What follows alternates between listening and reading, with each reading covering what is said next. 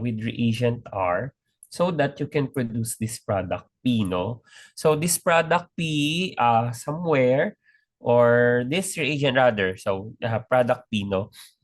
This reagent is usually in excess, right? So excess yan. Ito tayo. Yan. So ito, excess. Yan. So that is in excess. So therefore, we need to determine yung talagang amount lang ni reagent, no, na nag-react. So to determine this, we're going to do the titration reaction itself, no? So for the titration reaction, whatever excess your R will have, it will be titrated against a titrant T. And then, wala naman tayo usually pakialam sa products, no? So, sa mga reactants lang tayo maglalaro. So, if that is the case, Josh, no, we can determine the analyte's concentration by getting the amount of R that actually reacted with A lang. So, how can you get or determine the amount of R or reagent R na nag-react lang talaga sa analyte? So, first is determine the total moles of amount added. Ayun, total moles amount added. And then, ima-minus mo ngayon yung unreacted or excess na R. So, this can be determined via the back titration. Ayan. Okay? So, with that, we will be able to determine the actual amount of analyte that reacted with your R, or the actual amount of R that reacted with your analyte. And then from the moles of R, definitely using the first addition reaction stoichiometry, we can determine the moles of analyte that reacted with your reagent R. Of course, yung back titration can best demonstrated, no, with an example. So let's proceed. Ayan. Burahin ko lang ito. Oh, yan. Okay, so let me read the problem, Josh. During the titration of HClO4 solution with 0.1032 molar NaOH, a student overshot the endpoint. So a fellow student, Joshua, no, suggested that he simply record the present volume of NaOH. Huh? You're a character. You're an important character here. And then suggested that you simply record the present volume, current volume NaOH added, and just back titrate, no, the excess with the standard acid solution. So ngayon, ito yung sabi ko sa iyo na ang back titration very okay na. Narinig mo po ako? Wala ba? Narinig mo po ako? Okay, so I think okay naman na, Josh, no? Narinig mo ba ako? So, Wala ba? Wala like ba? what I mentioned, no, we can easily understand the concept of back titration if we will be Wala ba? having a Narinig problem. ba ako? So, here's the Wala ba? problem nga, no? Wala You're a ba? major Narinig ba character ako? here. Yeah. Ngayon pa nakatama settings. Anyway. Okay, So, yeah. ano ba? Recorded naman na. Recorded na ba? Okay. So, like what I mentioned, no, back titration can also be used if ever you'll have an unintentional error wherein, let's say, you do over titration, no. In this case, may over titration dito na ang first titrant mo ay 0.1032 molar NaOH. Tapos, ang analyte mo ay si HClO4. Yun nga lang, nasobrahan si 0.1032 molar NaOH, no? Ang dadagdag mo ay 28.06 ml. And you know, it's sobra, no? Or it's in excess. You might say na due to the color of your indicator, no? Kita mo na, let's say, phenolphthalein yung indicator mo, na dapat supposed to be light pink lang dapat ang endpoint, and then you notice that, oh, this is already pink, no? Or let's say dark pink. It really means that it's obviously over titrated. So with that, parang you don't need to repeat the experiment itself, but you can do salvaging ba nung information or nung data by doing back titration. So ngayon sa back titration, we're going to determine the excess NaOH kasi siya nga yung excess eh.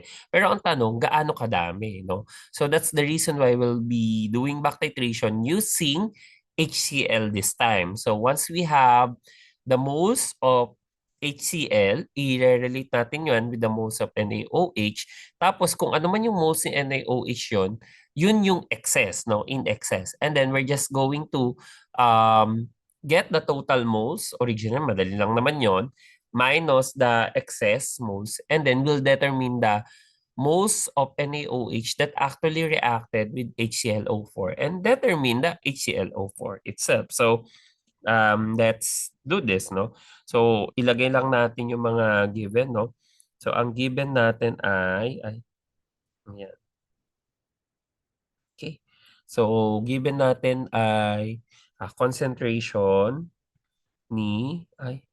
nagaano ako yata. CT, yan. Concentration ni NaOH, your base, no? Which is 0.1032 molar. Tapos, yung volume ng NaOH na nagamit mo, ito ay in excess, right? So, 28.06 ml. So, in excess ito. So, that is your, parang ito yung unang titration mo, no? And then, dun sa back titration, yeah, back titration. So, you have here your concentration of HCl, which is 0.1094 molar. Tapos, yung volume ng HCl na nagamit mo lang to back titrate the excess NaOH is 3.47 ml. Okay? So, ang original analyte mo, volume of your analyte is equal to 25 ml. So, yung missing is yung concentration ni analyte. So, how do we do this? We can do this by getting the total millimoles of NaOH. So, yung sa, kasama yung excess, no? So, total millimoles, bakit nakaano siya? Yan. Ah,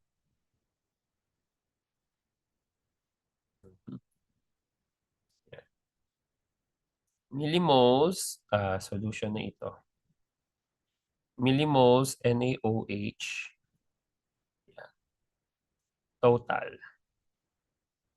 is equal to, so we can easily determine that via 0.1032 millimole over ml multiply by the volume 28.06 ml. So, can you solve this, Josh? Ikaw mag-provide ng values for now. Huwag ka mag-alala, ikaw ang magsasolve ng next problems natin. 0.1032 times 28.06, that will be 2.8958, no? Ganyan lang muna ako, millimoles. NaOH. Yan yung total. So, kaso lang, ang kailangan natin, ano yung excess, no? So that we can determine the millimoles of NaOH lang. Excuse po. So that we can determine the millimoles of NaOH that actually reacted with HClO4. So millimoles NaOH, this time, excess. Yeah. So excess. So we can easily determine this via the second titration, no? Yung back titration natin. Take note, ito ay millimoles ng HCl muna. Pero we know naman that yung reaction ni HCl at saka ni NaOH is 1:1. So 1 NaOH is equal to 1 HCl. Millimoles yan na, Josh, may mga millimoles yan. Same Opo. with HClO4, perchloric acid. Kasi mga monoprotic lang naman to. Monoprotic acid and si NaOH ay monobasic. Monobasic na strong base. Okay, so we'll have first the HCl. So 0.1094 millimoles HCl over ml times 3.47 ml. However, we don't want the millimoles of HCl. What we want is millimoles ni NaOH. 1 millimole HCl is 1 millimole NaOH based dun sa balance equation natin or reaction. And then we'll determine the excess. So that will be 0.1094 times 3.47 equals 0.3796 millimoles. So ito ngayon yung excess, no? So ngayon, ano yung millimoles lang talaga na nag-react?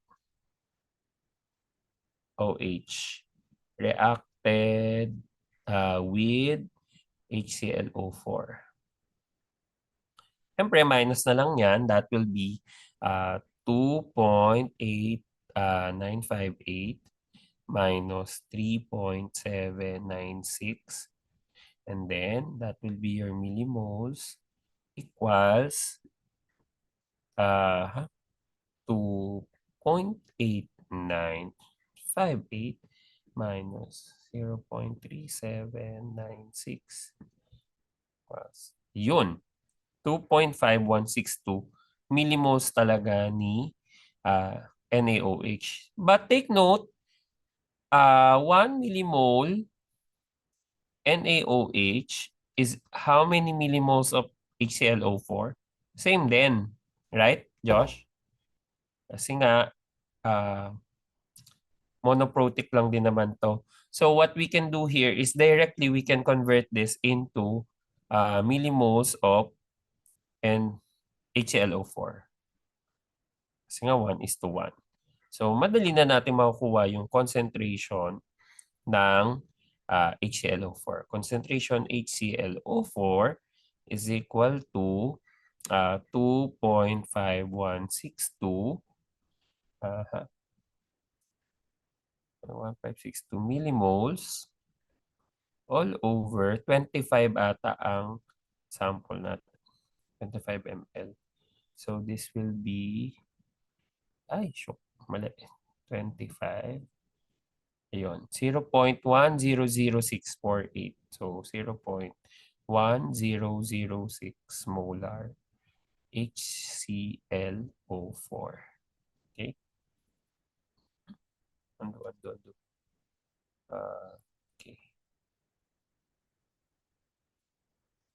Yeah. So, yeah. Box natin. Final answer. There you go. Meron din dito, Josh, na parang shortcut. Wait lang ha. Double check ko lang. Minus 3.47. And then times 0.1032. Ay, mali.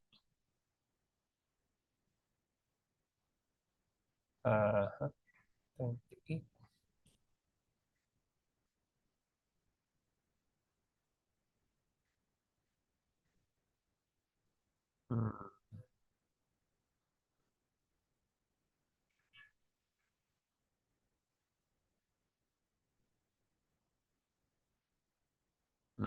Yeah.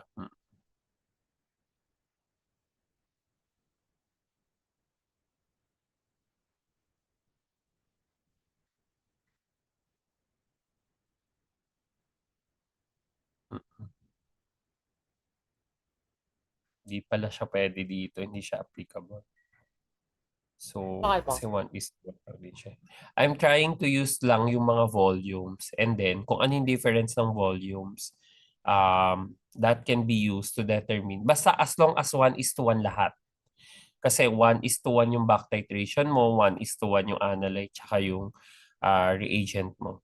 So what I want here is get the 2.5162 millimoles. I'm trying to do the ratio. Let's say that will be millimoles. Okay.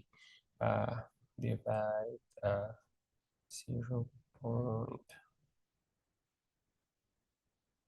Okay.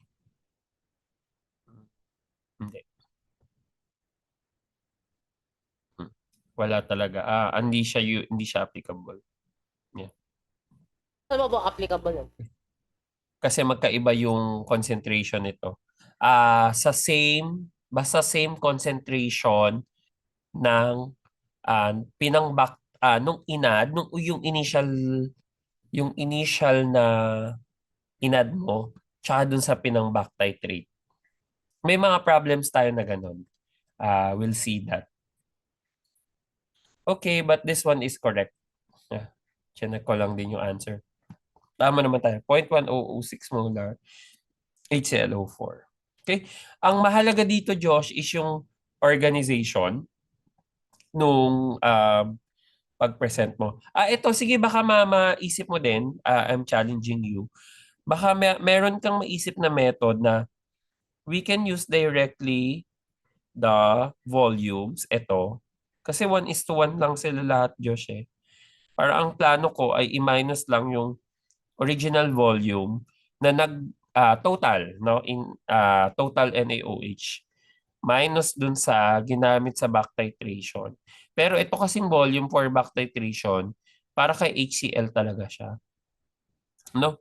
So, ang volume kasi ay 28.06. Mathematically, isipin mo kung meron paano sa mathematically. Ah, iri ang difference lang nila ay 24.59 ml. Kaso lang, kailangan nating i-incorporate yung, what do you call this? Concentrations nung dalawa. Ni NaOH tsaka pinang-back titrate sa HCl. So, try ko. 24.59. May naiisip ako eh. 0.1094. 0.32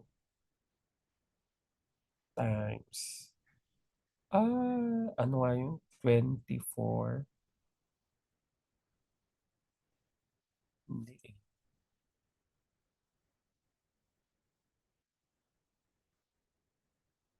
Dapat millimoles siya eh. Magiging millimoles eh. Millimoles HCl, millimoles NaOH.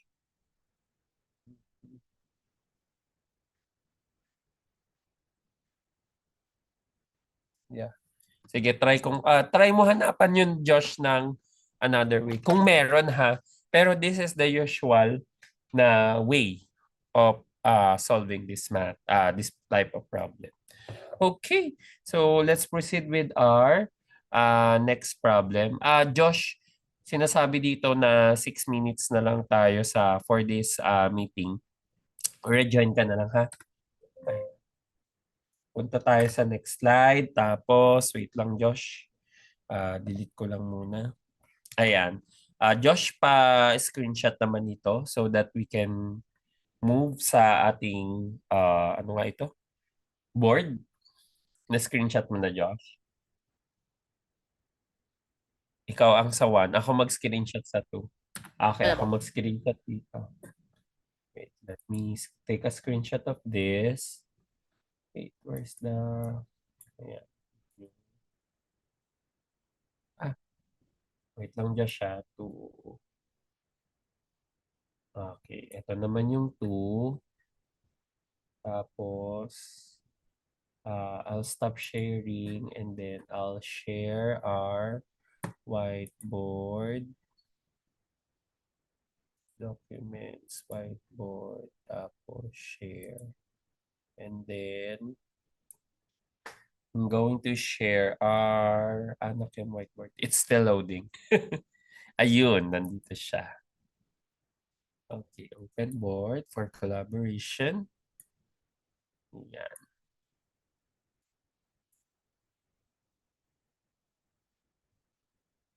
Oo, nag-load na kaagad siya sa akin. Feeling ko pag Akin mabilis nagla-lag yung po.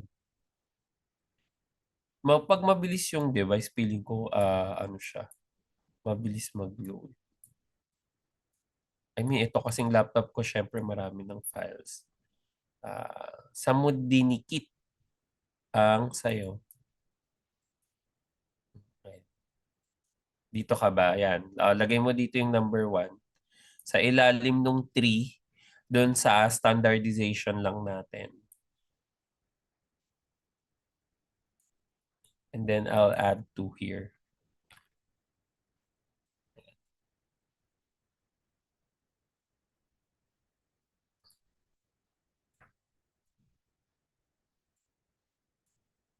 Oh, anyari?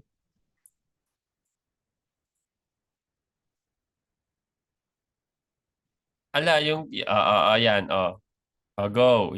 Ikaw sa 1, ako sa 2. I mean, ako sa 2 lang mag-aayos, ikaw na sa 1.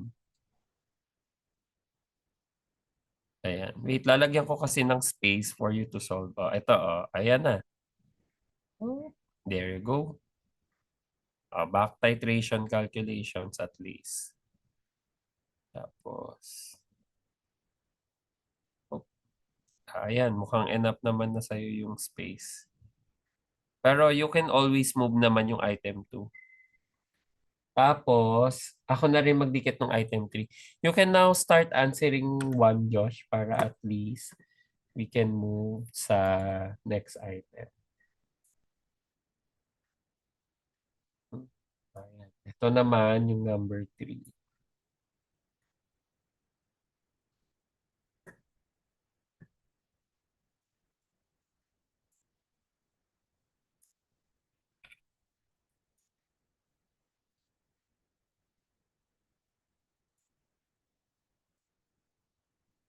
Mhm. Ayan. Okay. Ibang topic na tong number. Yung susunod sa 3.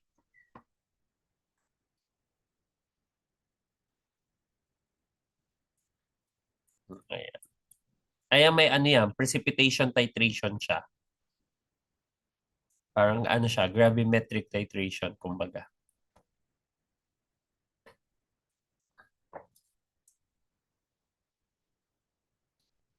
Pero technically, hindi yan gravimetric titration kasi we didn't determine the mass of your ah hindi. Kailangan gravimetric nga siya. Kasi pp205 natin siya dun sa pinaka-final sample eh.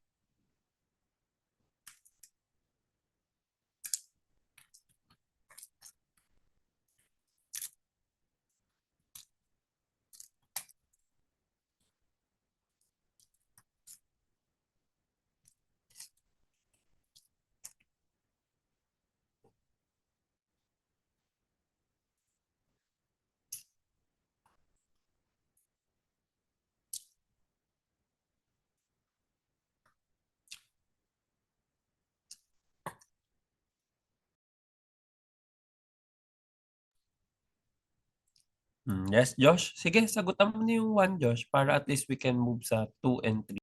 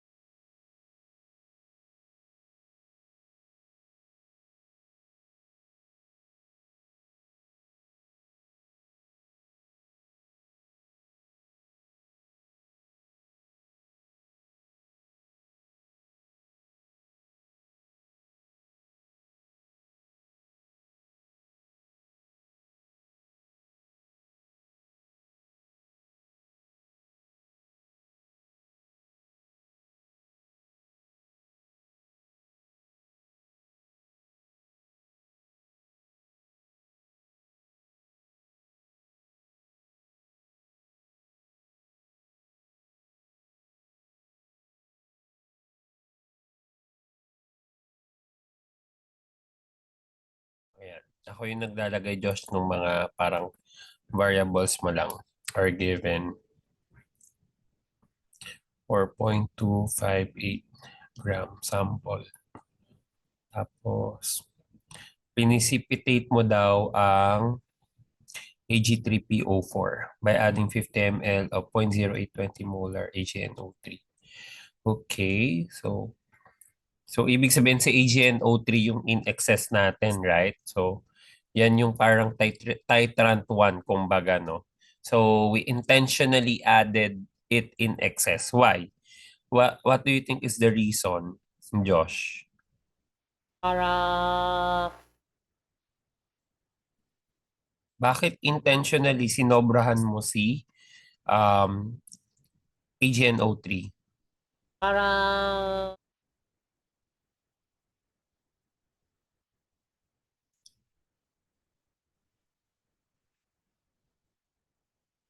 Mm-mm.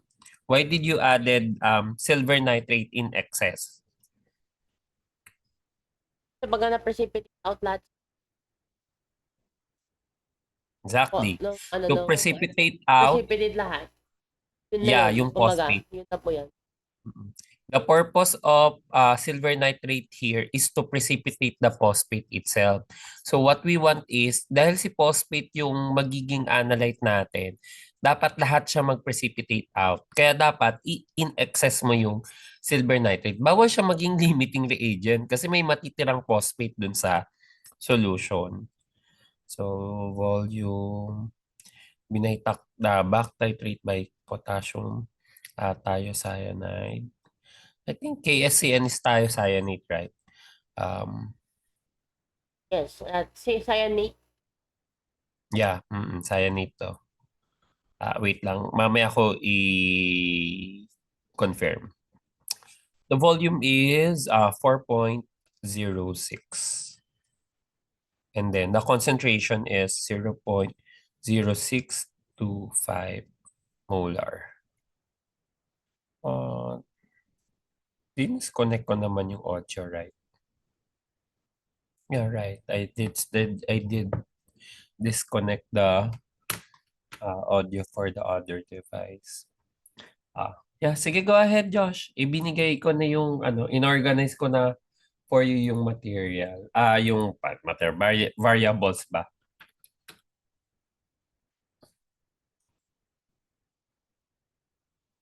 Thiocyanate, correct. Thiocyanate yan.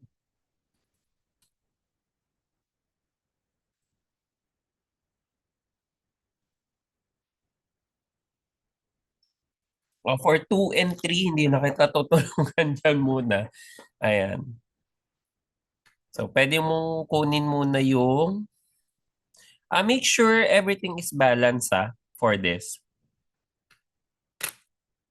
Kasi baka mag-iba-iba yung mamali ang sagot natin kasi hindi naman balance yung mismong reaction itself.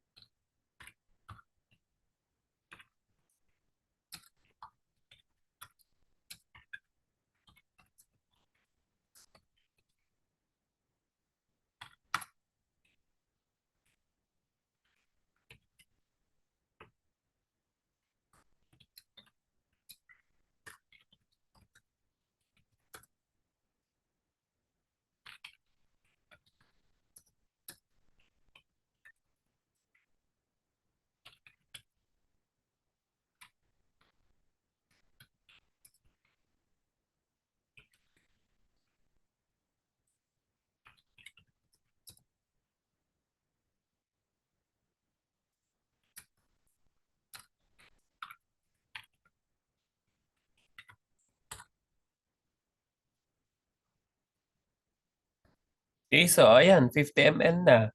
So what can you Ano po, do ano? or what variable?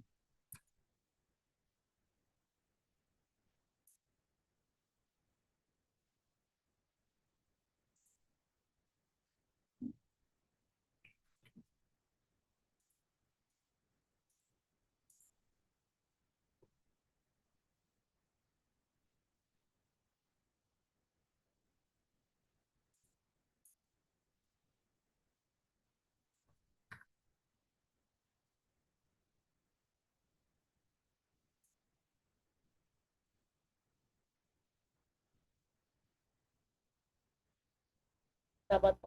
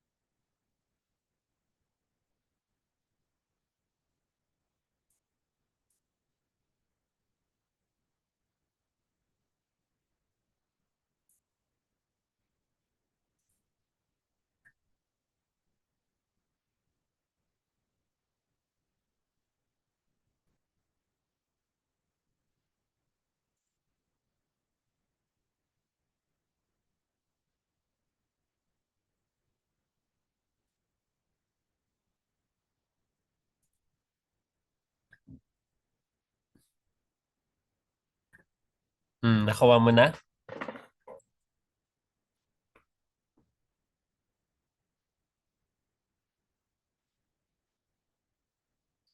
Pero minimum.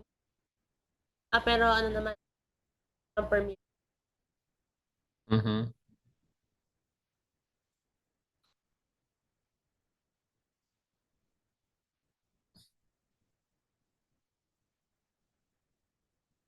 Ano pa yung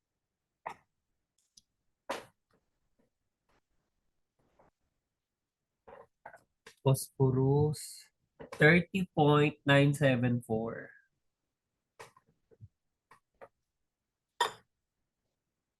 30.974.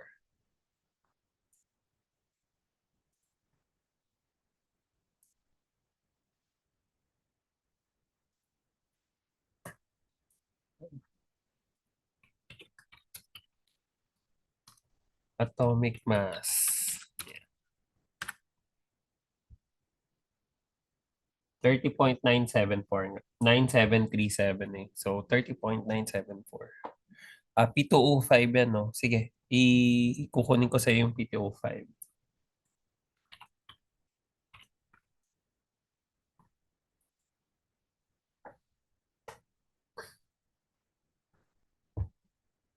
may 95?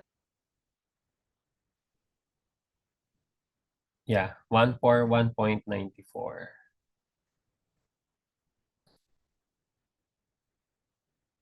Yep. Mhm.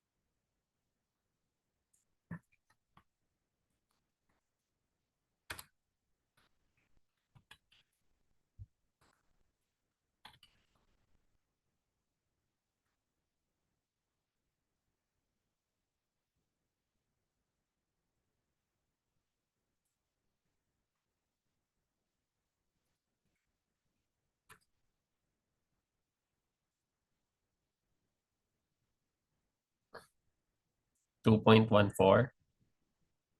Let me check. Mhm. Correct. Tama yan. 2.14. Wow, nice.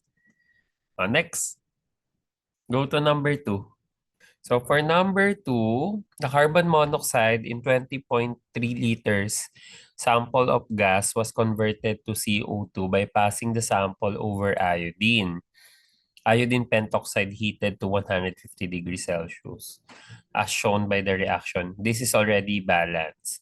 So the iodine was distilled at this temperature and was collected in an absorber containing 8.25 ml of 0.01101 molar sodium thiosulfate. And then, so ibig sabihin, ito yung parang first set of ano natin, first set of titration. Kumbaga, no? So, Yan. Tapos, yung excess na thiosulfate daw was back titrated with 2.16 ml of 0.00947 molar iodine solution. So, we need to calculate the concentration of carbon monoxide in milligram per liter of sample. Okay? So, whatever milligrams yung makuha mo na CO, divide mo na lang yun dun sa 20.3 liter sample. Okay, go ahead, Josh. Sige, ako ang mag-aayos ng ating parang ano, mga given mo. Um, volume sample.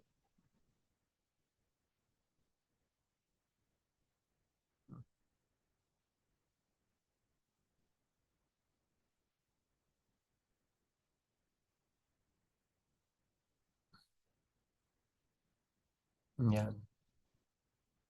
Is equal to 20.3 liter. Parang ang nipis pala ng ano ko. Ay, wait, no.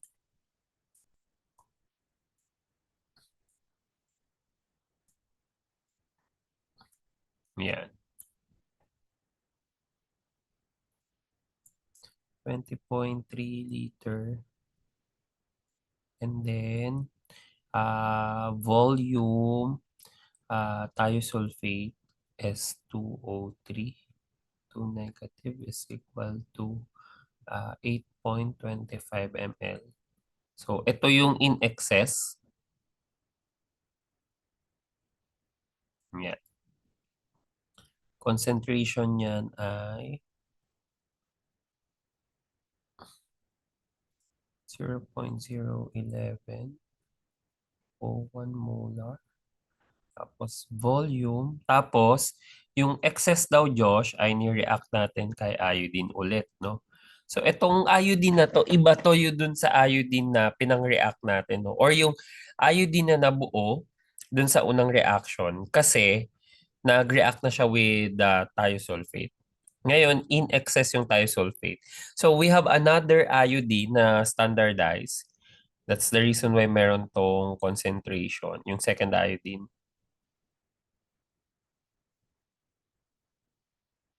So it just required 2.16 ml. So what we need here is yung concentration of carbon monoxide in pangit. Yan, in milligrams per liter. Okay. Yeah. Okay, that's it. You may now start calculating judge number 2.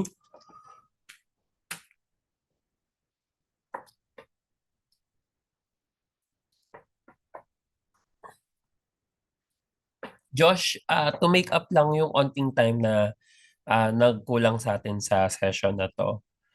Join ka lang ulit ha once natapos yung meeting ha. Okay.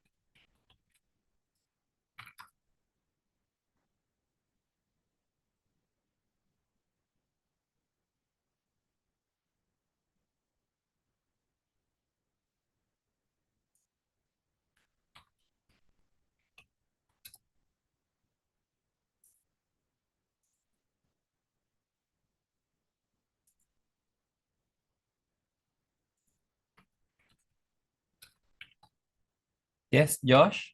Ano na ang na-solve mo?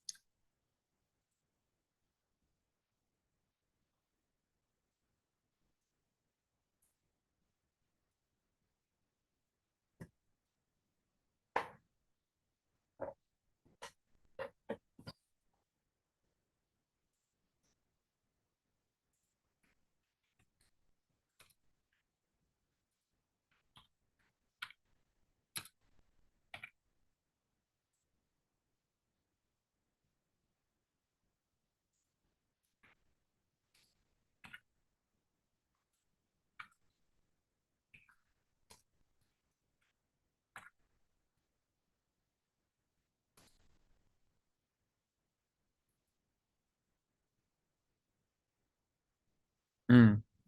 Oh, what happened to number 2? Para at least we can, ano na, solve number 3.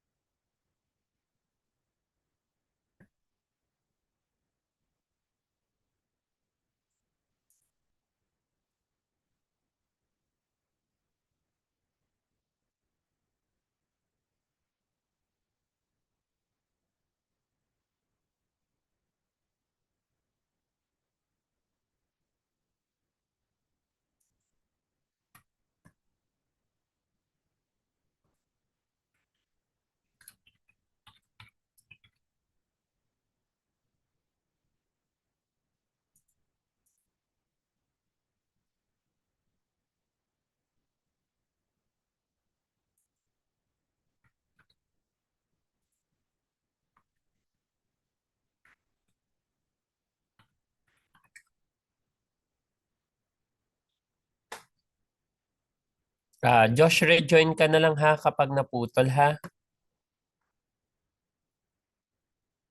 We'll extend lang kahit mga around 15 to 20 minutes.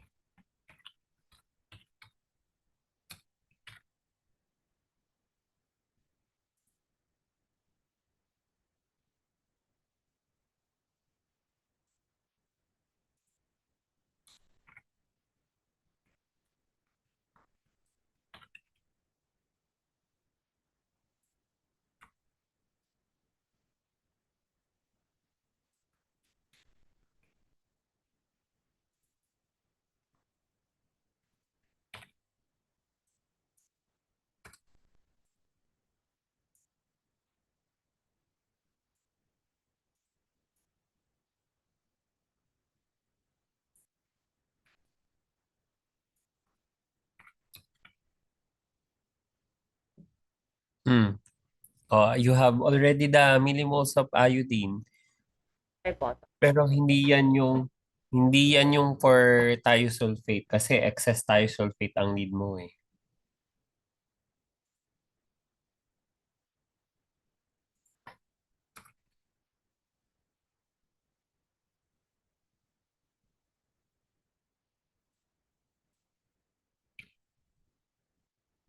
Or ayaw.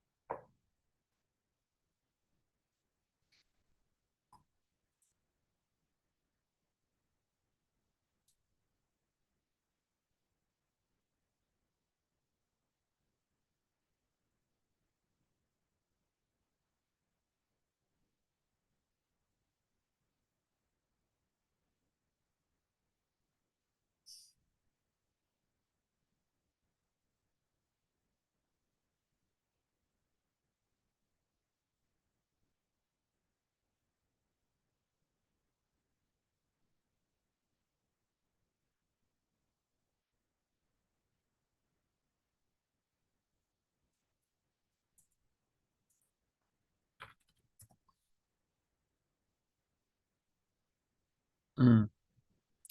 1.172 milligram per liter carbon monoxide. So, check natin kung tama ang iyong sagot.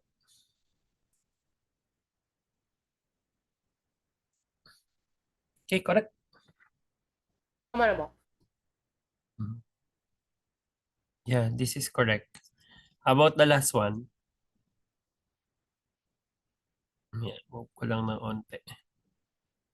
So for the last one, at 28.73 ml of 0.3278 molar HCl was added in a 45.50 ml barium hydroxide solution. So the excess HCl, so excess ngayon sa HCl dito, was titrated against 15.72 ml of 0.1043 molar KOH. Calculate the concentration of barium hydroxide with formula mass of 171.346 grams per mole. So we have the volume of HCl rather.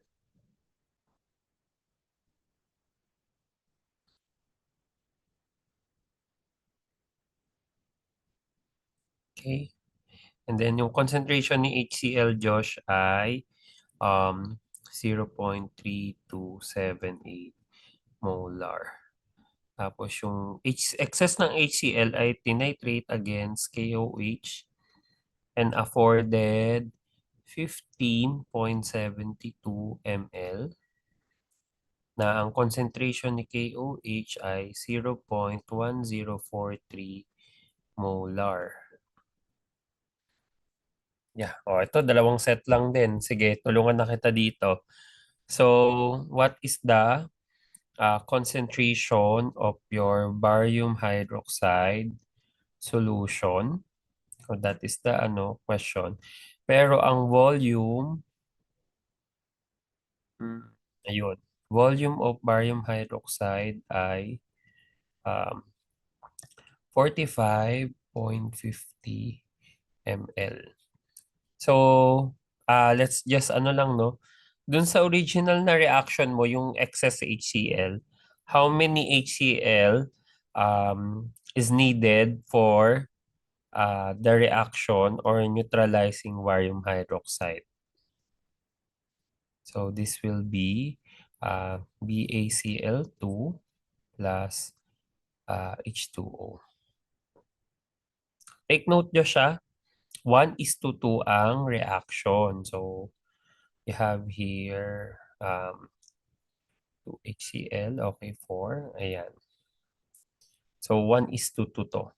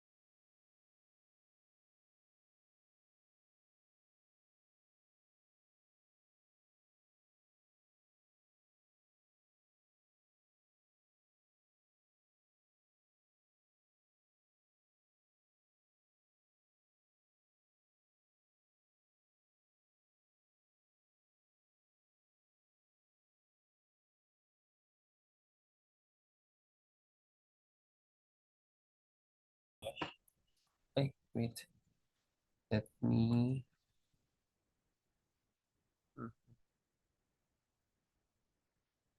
Ayan, Josh.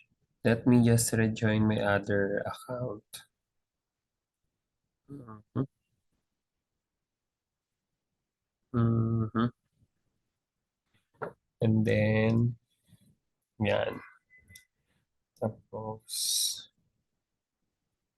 I'll just disconnect the statement. Yan, disconnected na yung audio.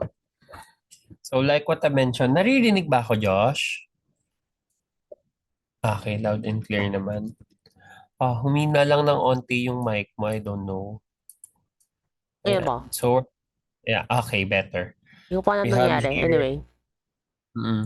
so like what I mentioned, no, 2 millimoles HCl is equal to 1 millimole barium hydroxide. So with that, ayan. Anong gagawin ko? Get the total moles muna ni HCl na dinagdag. Aba. So, mm, mm. Ikaw sa excess ni HCl.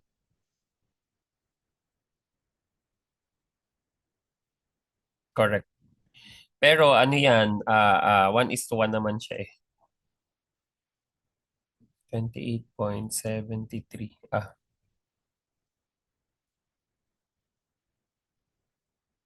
Millimoles HCl all over ml times 28.73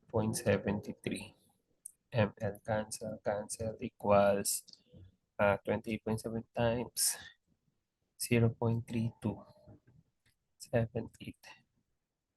We have here 9.417 7 millimoles HCl. Yun nga lang, in excess ito. So, may excess pa. Hindi. Siya ang total rather. Hindi siya yung excess. So, how do we get the excess, Josh? We base it from the back titration. Ano ba yan? Ito yung total. So, mamaya pa yung in excess. So, sa back titration, millimoles HCl excess is equal to 0.1043. Pero ito ay millimoles ni KOH. So, 1:1 lang ba to, Josh? Yung sa back titration? Kasi KOH lang naman tsaka HCl. So, 1 millimole KOH times 1 millimole HCl. So, this will be cancelled and then ito. That will be 0.1043 times 15.72. That will be 1.6396 millimoles HCl. So, ito ngayon yung excess. So, to determine kung ano lang yung mismong nag-react na HCl, yan, reacted with barium hydroxide. That will be 0.4177. Josh, ha, pinagbibigyan kita dito dun sa solution presentation. Kasi nga, lesson naman to. Pero kapag yung mga parang, let's say, proper contest na or what, dapat yung mas maiintindihan ng checker or ng Kasi po mentor nung ano mo, eh. ng trackpad. That's Pero that's that's otherwise, totally fine. Ah, kasi nakukuha mo naman yung sagot eh. We're having the same answers. That's okay for me. Pero sabi ko nga, basta kapag mga contest na ha, ayusin mo yung penmanship tsaka question, solution presentation. Yan. 9.4177. Minus answer. Ayun. So, ito lang talaga yung nag-react na millimoles ni HCl. However, hindi naman yan 1:1 eh. So, 7.7781 millimoles HCl. So, mahati ito para makuha natin yung millimoles ni barium hydroxide.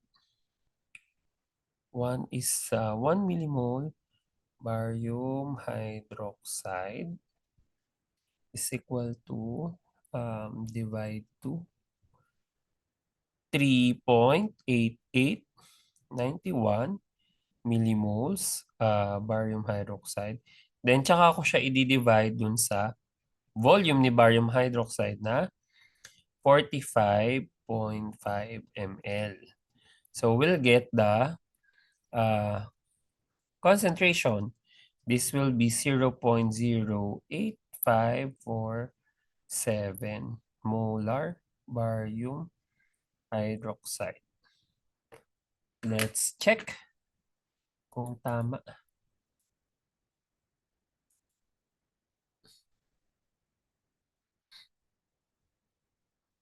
8548. Correct.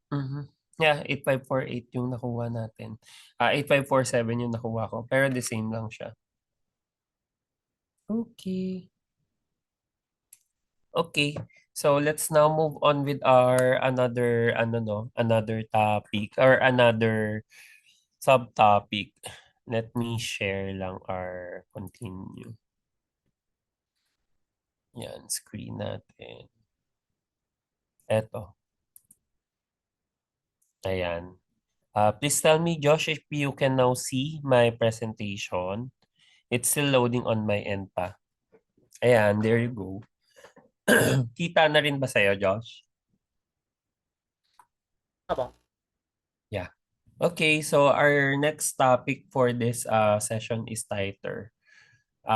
Titer, isang slide lang naman ito, is the weight of a substance that is chemically equivalent to 1 ml of the solution. That's basically you multiply the concentration with the either the equivalent weight or if normality is given or molecular weight. Okay, so let's say calculate the titer in a 0.03 molar calcium chloride solution. So it's like just um converting the molarity or normality into grams per ml, no? So for number 1, let's say, yan.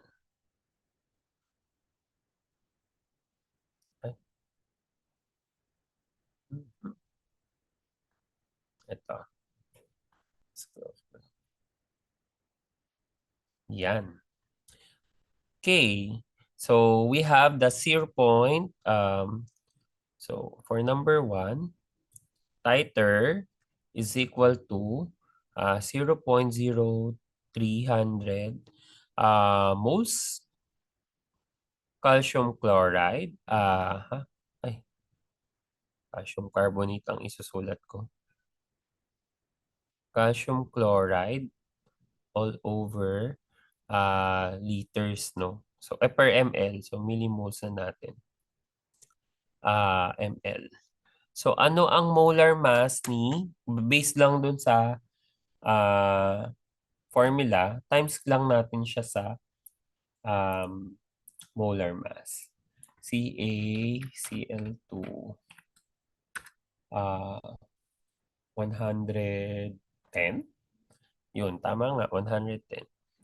110.98 milligrams per millimole. So, ito dito, weight of a substance that is chemically equivalent.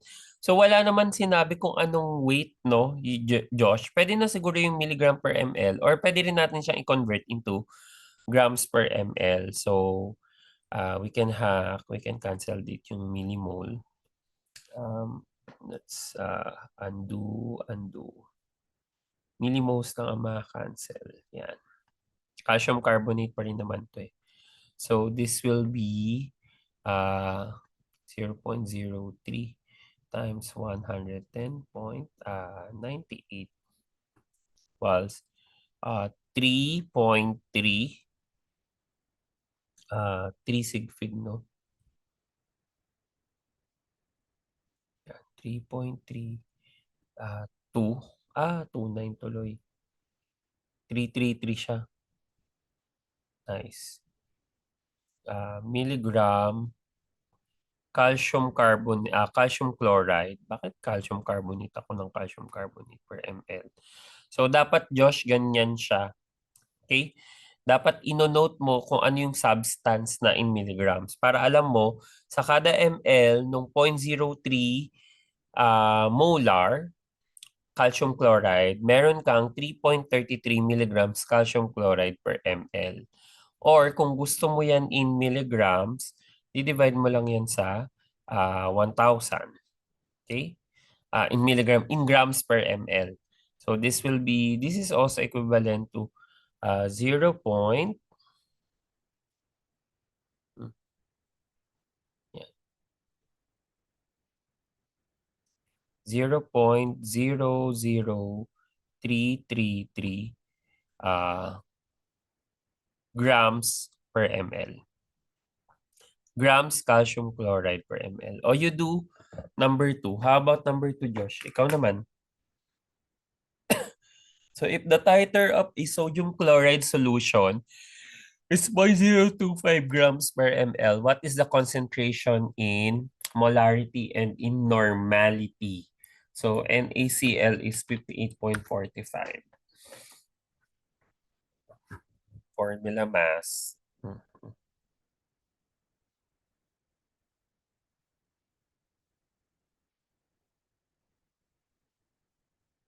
Yeah, grams per mole. Go. Titer.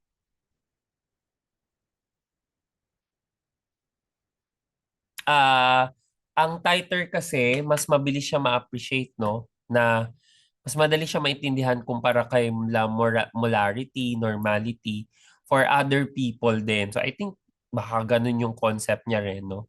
Kasi nga, and sa lab kasi naman, ang kinukuha natin hindi naman millimoles eh. Yung mga something that we can measure, volume, mass. So it makes sense, no, na titer can also be used as an expression of concentration. Take note, titer is also concentration lang. We just converted molarity or normality into grams per ml or milligrams per ml so that we can easily prepare them or we can easily understand or we can easily communicate it with other people. Ganon. So yeah, for number 2, Josh, if the titer of sodium chloride is 0.025 grams per ml, what will be the concentration of that solution in molarity and in normality? Like what I've mentioned, no, yung titer, parang ano lang siya, another concentration unit. Iniba lang natin yung tawag. Nakaano lang siya. Actually, mass over volume lang yan na ano. Hindi lang siya naka-percent. Ay, mass volume na concentration unit. Looks like density din. Kasi 1 gram of substance over volume. Yeah. Mm-mm. Yeah, 0.025 grams per ml. So ang shortcut dyan, Josh, parang yung 0.025 grams per ml na sodium chloride solution, convert mo lang into molarity. So you're just going to need there the formula mass. For normality, yung equivalent weight, can you recall ano ba 'yon? Tina-times natin yung equivalent factor, yung FA, factor of A, or i-divide natin siya dun sa equivalent weight.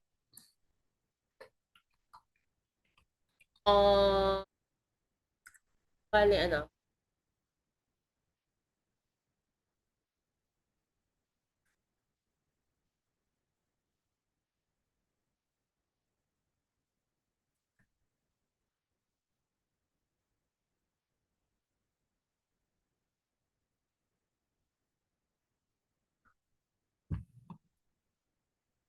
So take note, review lang to. Equivalent weight is equal to Kasi nakadepend pa rin naman yan sa molar mass. Ay, yan. Yan. Molar mass or formula mass.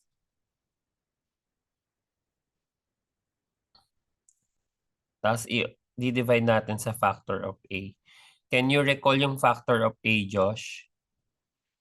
Ito yung hindi siya yung number of species na ano, pero for ionic compounds, this refer to the charge.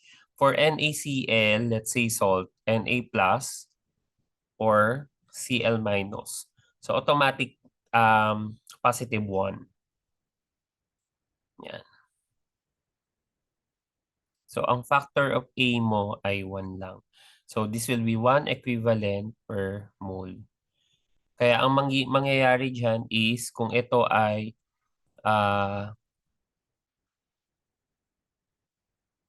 ano nangyari? Grams per mole, ito ay magiging equivalent per mole.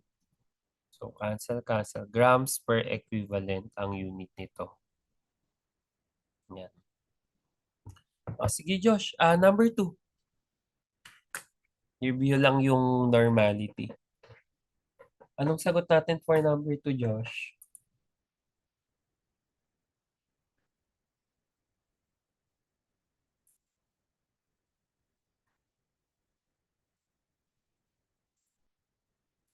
For 28 for 20 and po. Equivalent kasi Normality. quality. Correct. Kasi 1:1 lang naman no? So yung factor of A mo 1, yun lang din yung magiging ano niya, normality. So for number 2, this is just 0.025 grams NaCl over ml. So we just multiply that with the molar mass, which is 58.45 grams per mole, no? Dahil ito ay molarity, grams per ml, need natin itong i-convert pa. Si ml na lang. 1,000 ml is to 1 liter. Ayan. Grams and then grams. So ml to ml. So moles per liter na lang ang may iwan.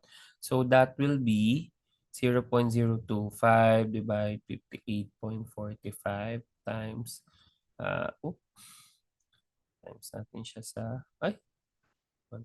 Tama ba to? 0.427 ilan ba to? 2 units, 2 sigpig lang. 43 molar. Which is also equivalent to 0.43 normal. Mali ang aking symbol. Dapat equal sign yan dahil 1:1 lang naman to. Factor of A is just 1 equivalent per mole. Okay. So yan, there you go. We're good with this titer, no? We can now proceed with the next one. So ayan, I'll just introduce indirect titration and then yung problem siguro natin sa Friday na or sa next meeting natin, no, for Anakim. So what's the difference between indirect titration and back titration? Like what I mentioned, no, sa back titration kasi pwedeng ano siya, unintentional yung addition mo ng pagka-excess. Pero ito required, no? So for indirect titration, you need to employ a preliminary reaction wherein your analyte reacts with your reagent, which is added in large excess so that we can assure that the reaction of your analyte will be complete, no?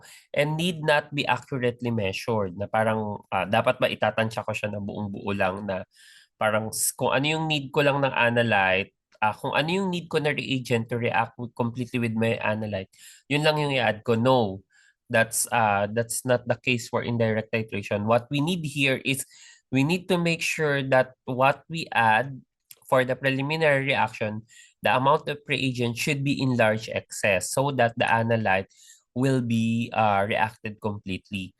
So one of the products of this preliminary reaction is the one that reacts with the titrant. Another thing dito, Josh, kasi di ba dun sa back titration, sino yung nagre-react dun sa second titrant mo? Yes, Josh? Sa back titration, sino yung nagre-react dun sa second titrant mo? Ah, ah,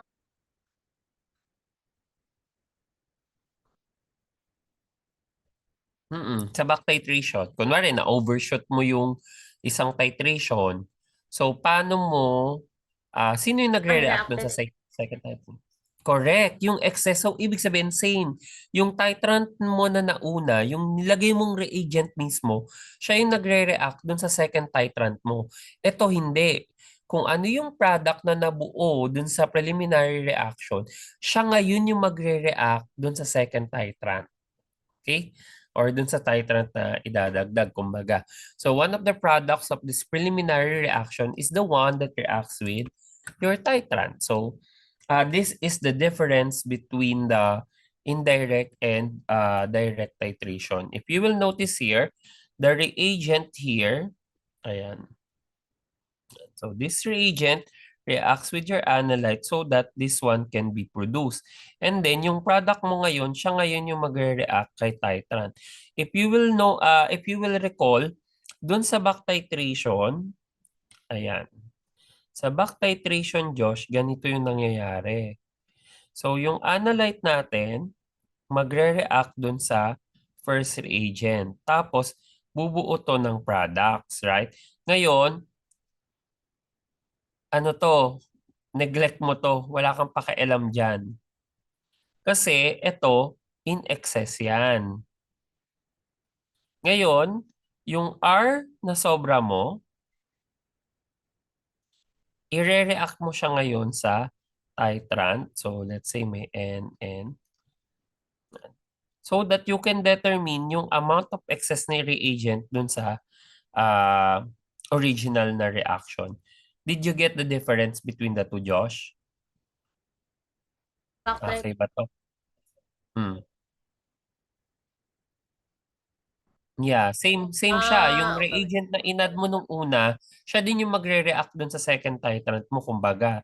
Pero dito, sa indirect titration, bubuo ng product, yung reactant 1 mo, tsaka si analyte. Tapos So, si product, siya yung kaya tawag itatitrate po, mo. kaya tawag po Correct. Kaya siya ang naman tawag ano, ay indirect. yung mismo Good. titrant po. Yung tinitrate, correct, oo. Ngayon, this time, yung product, nagpe-play na siya ng important role kasi si product ay nare-relate natin. We can also relate the amount of products. Of course, this is a balanced chemical equation, di ba? Go back, no, to your amount of analyte. Okay?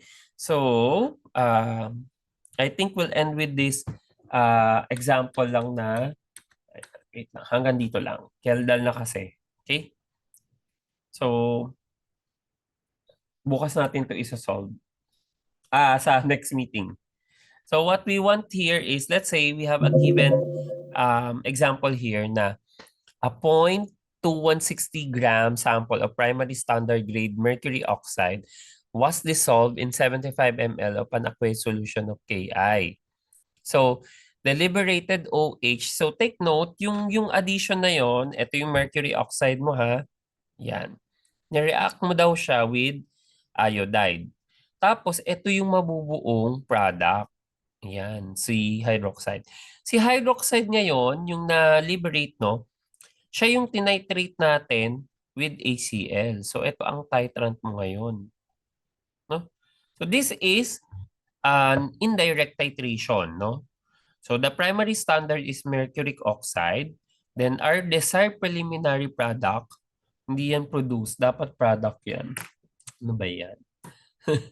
Hindi na, supposed to be this is, ayan. The desired preliminary product is the hydroxide. And then, ay hindi ko pala na ano pa. Yan. And then the titrant is your aqueous solution of HCl. So si hydroxide yung tinatitrate natin. Pero yung analyte ba natin ay si hydroxide, Josh? Is hydroxide your analyte? Hindi. Pero siya yung product na nabuo nung ni-react natin si iodide mo, yung first reaction natin. Ang analyte talaga natin is si mercury oxide. So, ngayon, what can you say about the relationships between HCl to OH, then OH to HGO? So, based sa first reaction, Josh, ang relationship nitong dalawa, ayan, 1, 1:2, right? 1 HGO, tama ba tayo? Is to 2 OH. Moles yan ha, in moles yan. 1 mole HGO equals 2 moles hydroxide. Correct? Pero si HCl naman, 1:1. 1 mole OH minus is equal to 1 mole HCl. So if we want to get the relationship for the HGO to HCl, ilan sila, Josh? So let's say, kasi indirect titration to eh. For every mole of mercuric oxide, how many moles of HCl, Josh? Kung ganyan ang scenario.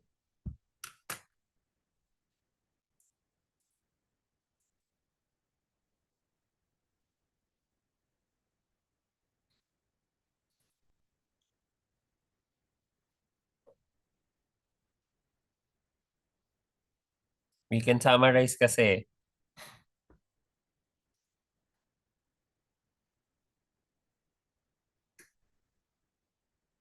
Mm. Dahil 1:1 ang HCl mo tsaka hydroxide, ilan ang HCl mo for every moles of mercuric oxide?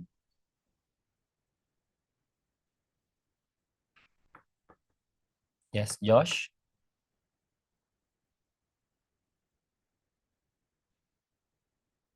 Hmm? Hindi, dalawa lang Isa eh. lang? Dalawa pala na. Dalawa kasi imagine sa una pa lang ha, ito yung pinaka basis mo. Parang ang bridge mo dito yung OH. Ayan no. So for every moles of mercuric oxide, you need to have 2 moles of HCl. And yeah. Ah, that is ayan, ito lang yung sinabi ko kanina.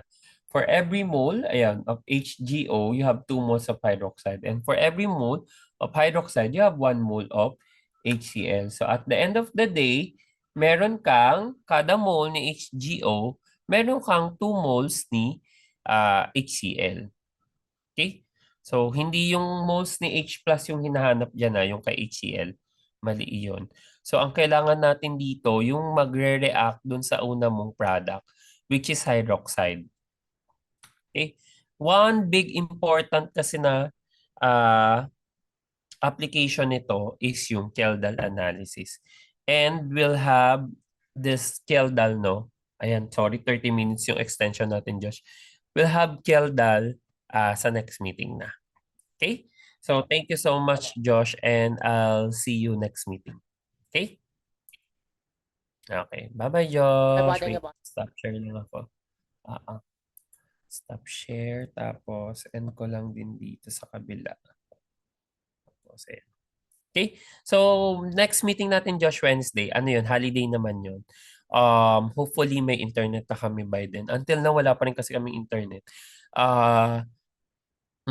So, if that is the case, we'll have... Mm-mm. Nasa office ako ngayon. We'll have organic. Balik tayo kay Alkins. Okay? Sige. See you, Josh, Wednesday. Thank you po. Bye-bye.